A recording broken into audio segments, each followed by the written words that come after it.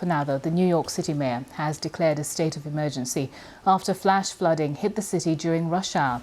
Officials have warned 8 inches of rain could fall on the city by the end of the day. Streets and subway stations have been flooded across the city.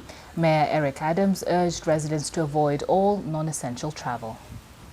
If you are home, stay home. If you are at work or school, shelter in place for now. Some of our subways are flooded, and it's extremely difficult to move around the city. Many of our area airports are experiencing delays.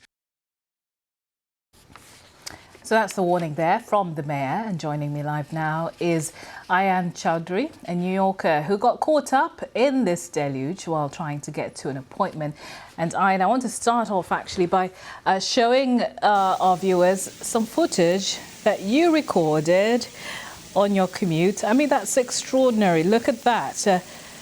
I understand this was on the subway while you were trying to get an appointment?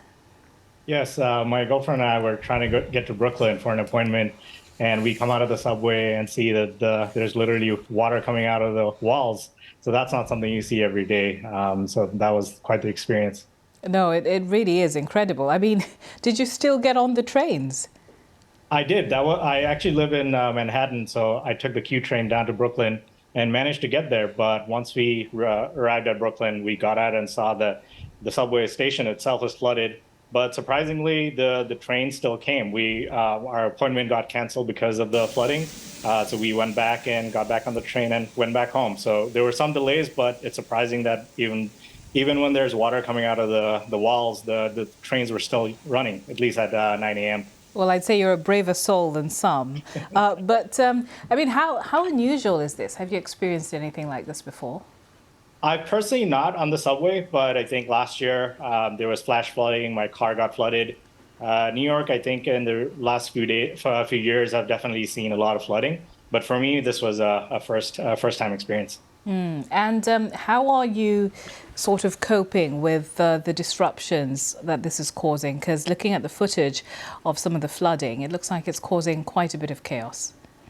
Yeah, honestly, I was caught off guard because in the morning, I just saw the prediction of rain. I didn't really think too much of it. But, you know, I was born and raised in Bangladesh, and we see a lot of flooding there. But moving to New York and seeing subway stations flooding is quite different from my experience. Oh, that's interesting. So you're saying you're from Bangladesh, so you're used to seeing this flooding. But it must take on a completely different character in a city like New York. Yeah, absolutely. When you think on a Friday you're going to get some work done, it's going to be a normal day with some rain, but then all of a sudden you see water everywhere. Even outside the subway station, the roads were definitely flooded. So what are New Yorkers saying about weather events like this? Are they increasing, and why do people think they're happening? I personally think they are increasing, and people are concerned, obviously. A lot more flooding you see with the flash floods. We haven't gotten a lot of snow in the last couple of years, but I think there's definitely been a lot of changing weather patterns, and I'm not really sure how people are coping because the infrastructure is so old.